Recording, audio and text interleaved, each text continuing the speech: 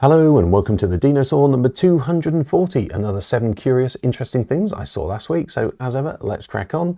First one is a humanoid robot with 6 arms. Don't know why I haven't seen this before. I guess 8 arms is a bit creepy, becomes a spider. But this is for industrial applications. This is my dear Miro U, and it is for production lines specifically. So it helps you, alongside humanoids, to do things on production lines. It makes them 30% faster / more efficient. So there you go.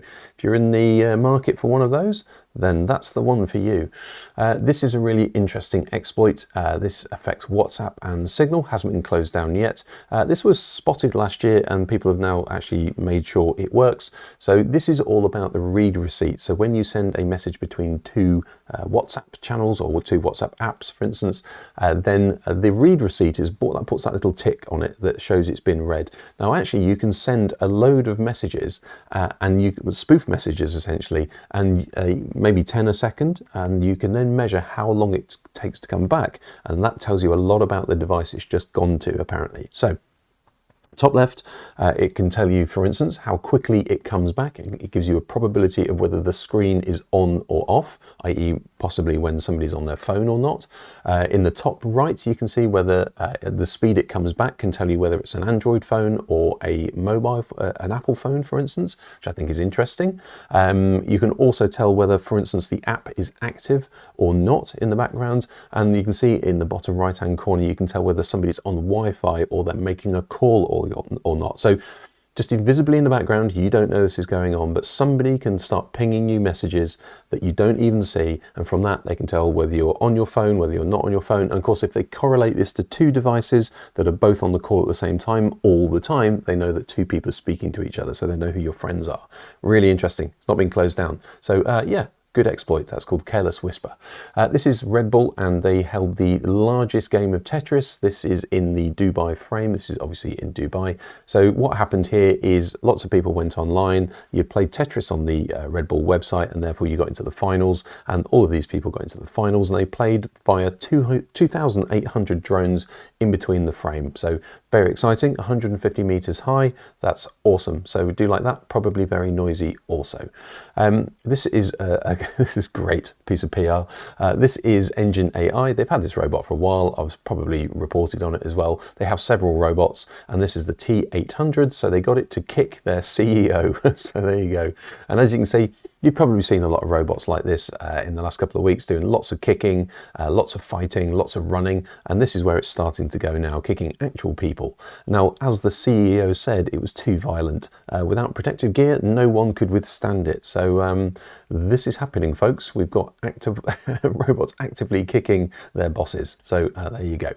You'll be happy to know this Pantone colour of the year 2026 is Cloud Dancer.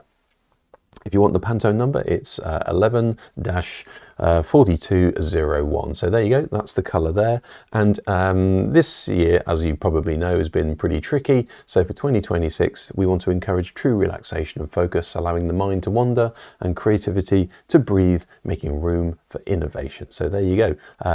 Cloud Dancer, Pantone 11-4201 is officially the colour of relaxation, creativity and innovation. So we all like that because that's what I do. There you go. If you're interested to know how to use this, you use it with pastels. Head over to the website and see the pastels you're supposed to use. This is Runway, the people who make video, for instance. Lots of updates. For instance, they've just had their 4.5 update. Now they're going to be generating audio with their video. Of course they are, but they've also just revealed their world model. So you'll be hearing lots of world models in the next 6 months of AI. And this is what it does. So you feed it a bunch of video. Essentially, you just train it on as much video of the real world as possible. And what it can then do is it goes, right, I think I've got it. I know how the real world works. I know what up and down is. I know how physics works. I know how water works. I know how volcanoes and smoke. I know how everything works. So these are real-time demos that you can then control frame after frame after frame, and it just generates everything around you. It knows how fish works. It knows how bubbles work. It knows how water works. It knows how wind and clouds and waves. It knows how all of that works. So what it allows you to do is simulate things. It allows you therefore to train things like robotics and all sorts of stuff. So there you go. Runway have unveiled their world model, but you can't use it just yet. Now, for the scrutiny of some of these, don't look too closely. Some of these are a little bit ropey, but this is showing you where it's going. Look out for world models. And finally, we have the Slop Evader plugin. This is me having done it, so I'm just searching for stuff and seeing what it comes up with. Now, what the Slop Evader does is it never shows you anything that is after November the 30th, 2022. Why that date? Well, it's when ChatGPT came out, and that's when the slop started to happen. So what it does is whatever you search for, it just gives you the stuff before humans started to fill the internet full of slop. There you go. So it allows you to go through DuckDuckGo or Google or whatever it is, or Reddit. It's up to you. But there you go. Slop Evader plugin. I've installed it. I've uninstalled it because that's what I do. There you go. Hopefully that was interesting. Hopefully it was useful. If it was, give it a like, subscribe, and I'll see you next week.